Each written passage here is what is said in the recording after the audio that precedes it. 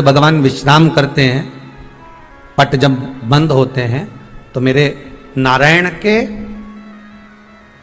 हृदय से बाहर जो लक्ष्मी जी का मंदिर है वहां से लक्ष्मी जी को लाकर हृदय से लगाया जाता है और भगवान को एक कम्मल पूरा घी में उसको लपेट कर पूरे घृत में उसको लगाकर गौ माता के घृत में उसको लगाकर नारायण को भगवान शिव का स्मरण कर कर लपेटा जाता है।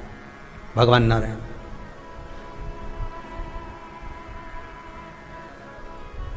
बद्रीनाथ बाबा के मंदिर में दिया घी से भर दिया जाता है, ताले लगा दिए जाते हैं, सब नीचे आ जाते हैं। जब अक्षय तृतीया के समय पर पट खोलते हैं, बाबा का कम्मल घृत से जुड़ा हुआ वैसा कि वैसे ही घृत भरा हुआ, घृत में स्थिरता है, घर में घृत के अंदर लक्ष्मी का भाव आ जाता है।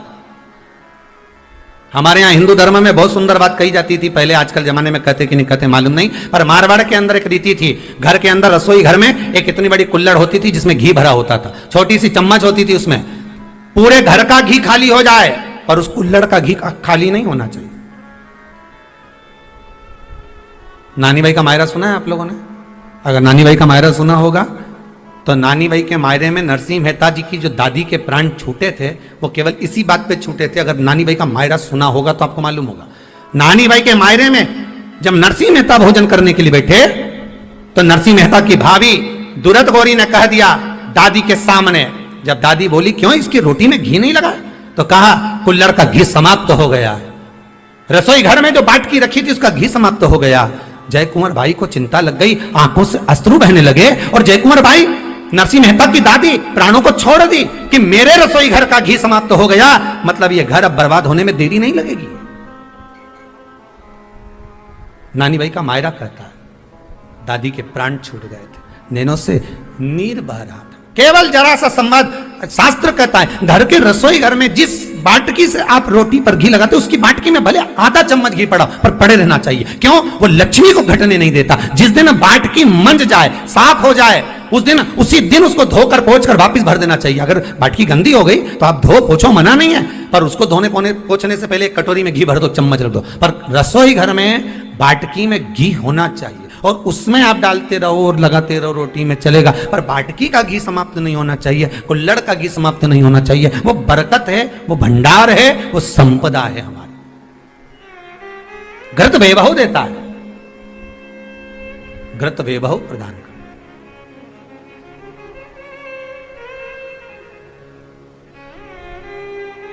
घृत वैभवता देता है।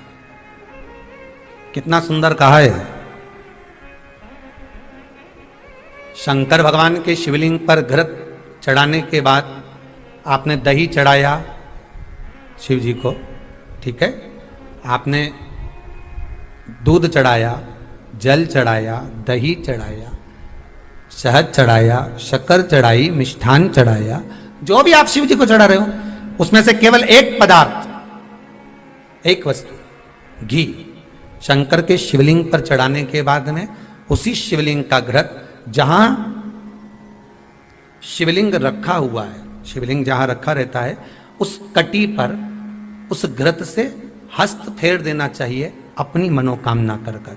जो अभिषेक आपने किया है वो अभिषेक का फल भगवान भोलेनाथ कुछ ही दिन में प्रदान कर देते हैं। मात्र उंगली फेर देने पर, घृत पात्र की उंगली, घृत का जो आप अभिषेक कर रहे हो, जल चढ़ा रहे हो, दूध चढ़ा रहे हो, आप पंचामृत सामग्री समर्पित कर रहे हो, आप दुनिया की सारी वस्तु भगवान को दे रहे हो, तो घी चढ़ाते समय जब घी चढ़ जाए, शंकर के शिवलिंग पर घी चढ़ गया, उसकी एक उंगली लेकर शिव मंदिर में जहां शंकर जी पिंडी पर बैठे हैं उस जलाधारी पर जो शिवलिंग रखा हुआ है उसके चारों तरफ उस घृत को लगा देना चाहिए अपनी कामना कर कर।